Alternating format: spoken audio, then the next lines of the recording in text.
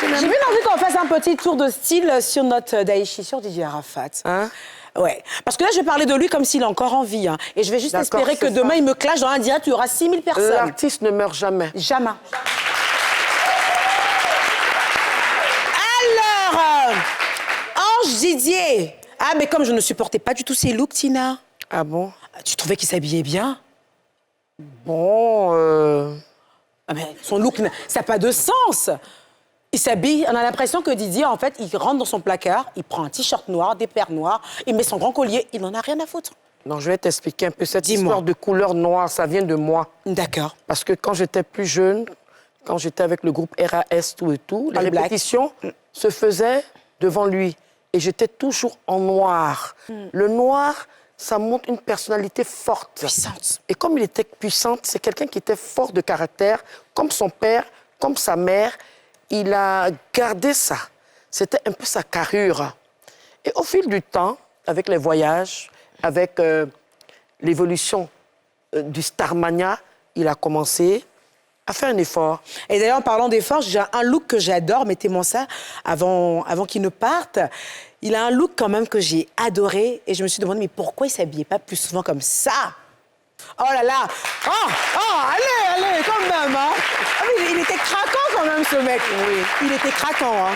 C'est ce que j'étais en train de dire. Quand tu commences, quand un artiste, comme nous tous on est passés par là, quand tu commences avec de l'aisance dans ton boulot, tu voyages, tu vois un peu comment ça se passe. Tu vas pas passer dans une émission américaine où tu vois tous les gars. Et puis il y a aussi, aujourd'hui, il y a l'Internet. Quand on est couché, qu'on ne fait rien, on regarde, ah tiens, ça me plaît. Hein. Ça me plaît. Hein. Donc il a commencé à améliorer son côté bad boy. Ange Didier était quelqu'un qui aimait jamais s'habiller depuis le bas âge. Culotte déchirée, pieds nus Et ta place. et torse nu. Tu vas l'habiller 5 fois, il va enlever 5 fois. On comprend mieux ses looks. Donc, c'est resté en lui. Et il s'est tissé son allure, son caractère et tout. Et il y a quelque chose que on a oublié. La barbe, les jeunes vieux. Gardez la barbe, on a du gazon là. C'est pas comment que ça va. Ton nez est comme baffe et tu gardes une baffe. Hein? Une barbe en bas. Comment tu vois aujourd'hui le show business après le départ de Didier? Côté coupé décalé. Le show business ivoirien.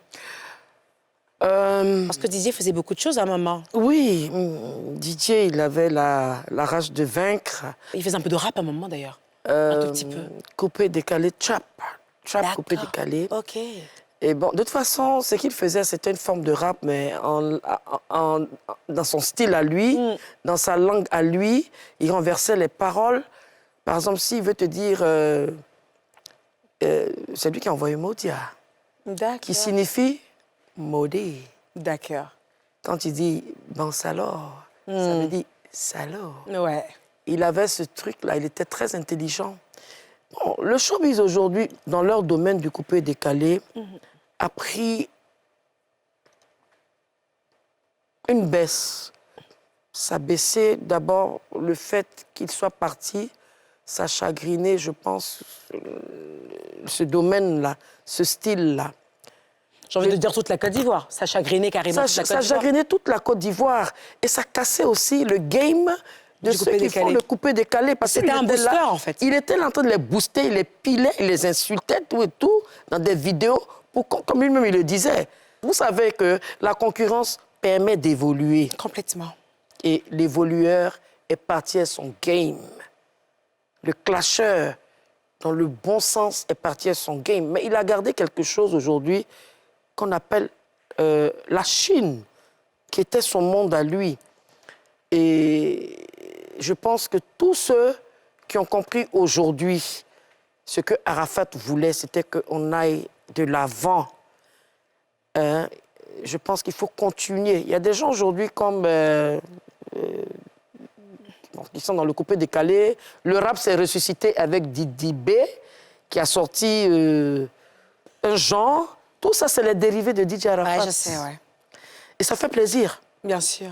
C'est comme moi, quand si tout de suite, comme je dis, j'ai l'habitude de dire, le jour quelque chose m'arrive, au lieu de pleurer, ayez vos strings dans la main. Et puis, faites... J'ai déjà gardé ma paire de bottillons. J'ai une paire que j'adore, cuissard dans un pot de chameau noir.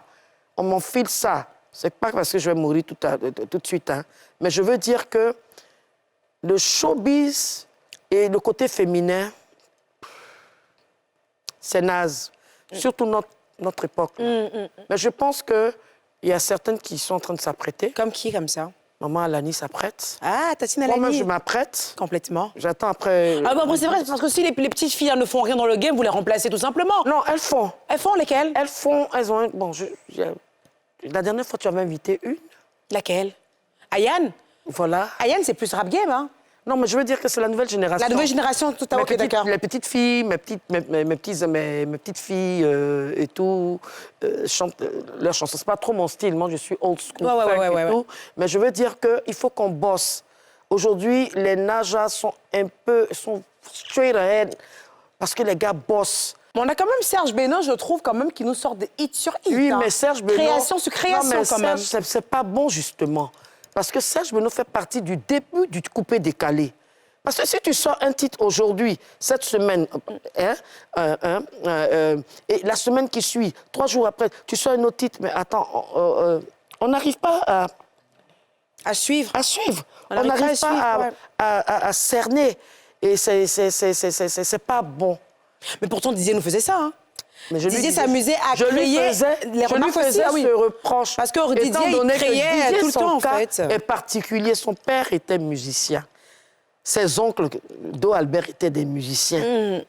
Hein? Sa maman est chanteuse. J'ai chanté dans les pianos-bars. Il a grandi dans ça. Est-ce que c'est pas le problème que... Est-ce que c'est pas ce que Didi B aussi vit? Parce que Didi B aussi, il sort, et je vois qu'on lui reproche ça, parce que lui aussi, il a des parents musiciens. Lui, son papa c'est le son qui bon, fait en ça. fait. Vous trouvez? Moi, je trouve que c'est bien.